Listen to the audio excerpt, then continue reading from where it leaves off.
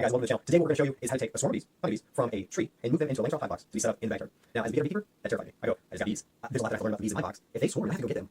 Well, I'll just call somebody. That's what I'm going to do. Let's be honest, because that drives my anxiety through the roof. I have no experience. And that's okay. Calling somebody from your association or just another experienced beekeeper to come and help you do some hands-on is the perfect idea. Do that. They'll give you some tips, some hints. But if you want to sit at home and watch how we do it, stay tuned. So here we are at a hedge, grass lake here, and our situation today is we have a pretty large swarm of bees, but they pick a spot that's really easy for us to take care of and capture them so we can then stick them in a box. What I can tell you about where the bees are right now is they're on a tulip poplar branch, and it's about 6 foot in the air, maybe a little less. The issue right now, why we can't just walk up and grab them, is on this tulip poplar is honeysuckle vines, and there's also some old grapevine on there, must be 90, but we have to cut around them because they're on the branch, but around the branch and sticking out of the branch are these vines, and our bucket that we're going to use to capture them, well, they're being inhibited by these vines, and what we're going to do is we're going to use shears, pruners, scissors, whatever you want to call them, and we're going to go ahead and grab the inside of the vine, so the part of the vine that's closest to the bees. So my hands are going to be close to the bees, and I'm going to snip on the outside is not disturb the bees, so I'm going to stabilize the vine and snip. Pretty self-explanatory when you're sitting at home, but when you're out here super excited about having a swarm, sometimes you're just like snip, snip, snip, and then your bees are just falling like it's raining outside. So then they get angry, and that's one time a swarm is going to be hostile is when you keep messing with them, and they think you're a bear or hostile. So without further ado, I snip on both sides, or the vine snip, both sides. So now when I go to use my bucket to capture the swarm, the media vine will stick something else in the bucket that when I go to pour the bees into their new hive, I might go with it. And that's okay, because for the first little bit, the bees still have to get used to the hive. They have to start pulling out comb. If you guys stick in there, they're going to try and bring it out, or they're going to build on it. All you got to do is give them a week, maybe a week and a half if you're really concerned and you don't want to bother them. And then just don't do a full inspection. I wouldn't do an inspection. I would just know where the branch was when you left it a week ago, and then pull that frame out, or if it's still blank, reach in there, grab it, pull it out. You'll be fine. Wear a glove. These are 3mm nitrile gloves, and the bees don't even notice most of the time my hands are there. The key is, and I screwed this up in my first video a long time ago, and I gave out some bad advice. The advice was wear gloves that are comfortable. That's good. The gloves I was showing in the video were black. Black is not good. The bees really don't like the color black, so if you're going in there to mess with bees, they'll do it with black gloves on. If it's done. Or you'll just make me angry. We'll toss that down, and then the bucket. Now, the bucket has vents on the side. It's good. The bucket has an adapter on the bottom. It's a mason brush. Brush.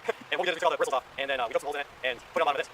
Why do you do that? Because it has this little thing where you can screw in a handle. In our case, the handle is an 8 hole. And if these bees were 7 feet to 15 feet, or 13 feet, and I didn't feel like getting on a ladder, and while I'm on a ladder, I just put the hole on here, and then just hit the bees. They all fall in, put the top on, good to go. Top. Ventilation. Also has a bee escape. What is a bee escape? It's a funnel. And all the funnel does is, I believe it's 9mm on the inside, and it's just bigger on the outside. You can pick whatever you want, but 9mm on the outside. So they go in the big side, come out the little side in the bucket, and then they don't make their way back out. So it's an upside down bee escape. They can't get out. When you have lots of bees in a bucket, they're going to create a lot of heat. You got your daytime heat, but then you stick all those bees in there, they're full of nectar. And just imagine, you chow down on nachos all day, you're feeling full, your body's heating up, you want to go to sleep. They have the same sort of thing going on. They're full, they're okay, but now they're full with, 100,000 other friends in a plastic bucket. So they are going to be warm, they might throw up in there if they get too hot, and then they start dying. Our goal is plenty of ventilation, and then put them in the shade. That gives them, while this is on top, any stragglers can come into the bee escape, join their friends in here, and then we can just come back and get them. They're all alive and happy, they're fanning, or showing their national plan with their butt pointed up, and then we can take them to the hive, dump them in, and then typically they stay. And we'll talk about the hive later and how you should prepare that. Right now, let's get these bees. This swarm is pretty big. If I hold the bucket up next to it, you can see it's going to fill maybe a third to, or a fourth, maybe half the bucket. That's pretty much as we want in here because of ventilation. If I had 2 or 3 more holes on here for ventilation, we could fit more, but there's no reason to go grab giant swarms and think that we can stick them in this bucket and then later on put them in a hive and they're all going to be just knocked okay. No, what we do is any sharp strike to a branch or a frame while you're beaking one strike, bees will automatically fall. 2 strikes, they'll fly. Just keep that in mind. It's not like that, not pro tip. It's something I see all the time. People are banging away on their frames. Yes, a couple bees fall off, they come right back on. You hit once, they fall off, they stay down for a second, they wonder what's going on. Ready? Okay, I don't know if I'm ready. Oh, let's do it. My center? No, yeah, from this one, center? Yeah. Okay. Yeah. So I got a bunch of bees on me. Some stay up there, that's okay. The point where it becomes not okay is if no bees on the bucket, or no bees go on top of the bucket and start pointing their butt in the air, flapping real hard, that's giving off the national pheromone, saying, hey everybody, we're in here now, let's come party. If that doesn't happen in the next 15 minutes, then all of these bees that are flying around are coming right back here. And don't be dissuaded if you have a bunch in your bucket or in your trap and you still see bees coming back here. It's because her smell, the queen smell, is still on the branch. What we're showing you in this picture is a bee using its nasonoff gland to emit pheromone. Now, what that means is on the back tip of the abdomen is the nasonoff gland, and as she lifts up her abdomen, she then beats her wings real hard and emits the smell, which communicates. It's one of the forms of communication for honeybees is smells. So as she does that, it communicates to them and says, hey, the queen's here. As beekeepers, if you go do this, you're going to have some concerns. The first 20 minutes, if you're going to sit there and watch them and watch them and watch them. And when I think you're a beekeeper, I mean, in your second year, your first year, those bees should not swarm. Shouldn't have any issues there. They should because I'm really bees in that situation. However, in here, we're in pretty much empty, and it's now trimmed. And then one mistake that we made at the beginning is when we put the bucket in the shade, we left it on its feet or standing up. What you're supposed to do is lay on its side, vent hole up, and vent hole perpendicular to the ground. So the vent hole on the lid should be facing outward, and the vent hole on the bucket should be facing up. And there's a bee flying on my leg right now, so I'm going to try and hold it tickles, and I'm scared because it's in my pants somehow.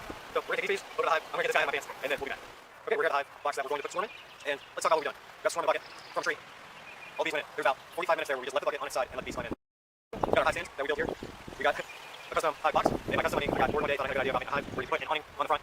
And then I realized, hey, what if I have thicker wood for the hive? It's better insulated. So I bought thicker wood, put an awning on it, and I realized the hive top doesn't fit. Crazy story. We'll talk about it in a different episode. Anyway, 45 minutes. We got a box. We put frames that are pulled out. If you don't know what pull out is, that's where you have an empty frame like this, but there's wax from top to bottom because the bees have pulled it out where they started top to pull it down.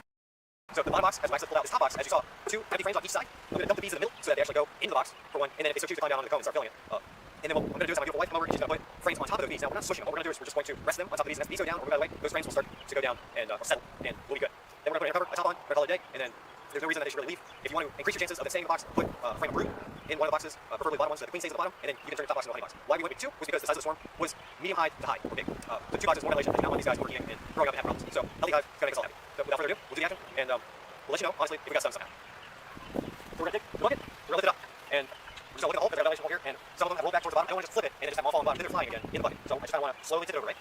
So now we have a bucket like this, we're good. Except for this lid is pretty tight on there, it's not going to come off. So if we had travel in the car, I'm not worried about lid falling off and then bees all in the car. So what I'm going to do is I'm going to put it down, I'm going to push it a little bit, and then just like how I got the bees in the bucket, I'm going to do a quick jerk, jerk and hit motion against the ground. So remember, I hit the bucket against the branch. Same thing here, just opposite. They're going to hit the bottom of the bucket, then I can just pour them in. Does this make them angry? No, it just confuses them. But it gets them to a new place easier than trying to pour them in with them all over the bucket and try and fly. Go. And jerk and hit. All of them see go flying. But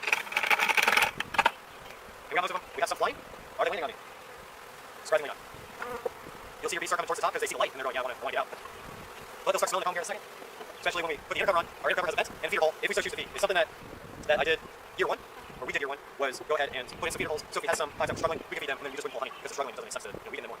The top that we put on is a gabled rooftop. We decided to go with this because it was the first one that we could grab. So we typically go with telescopic tops, which are just your flat rectangles with the aluminum flashing on the top. Those work great. In North Carolina, both tops work really well. This one leaks a little bit every now and then, but the bees get up there and they fertilize it. And if you haven't had a summer yet with your bees and propolis, let us know in comments because we'll let you know what you should be prepared for. And not all hives work the same when it comes to propolis. So get ready. It's a good time. It's sneaky time. And thanks for watching. Grass Lady. Alright guys, and that's how you take a swarm of honeybees from a tree and stick them into a hive box. I hope you learned something as a beginner beekeeper. I hope you learned something as an intermediate beekeeper. If you've never seen that bucket before, check it out. We'll put some information in the description, but throw me some comments if you have any more questions on how to build it. Super easy. You might have to buy or borrow some friends' tools, like Ritter, but other than that, everything's super easy about this setup that we did today because it's aimed towards beginner beekeepers. So I hope you enjoyed, and I look forward to talking to y'all in future videos. Thank you.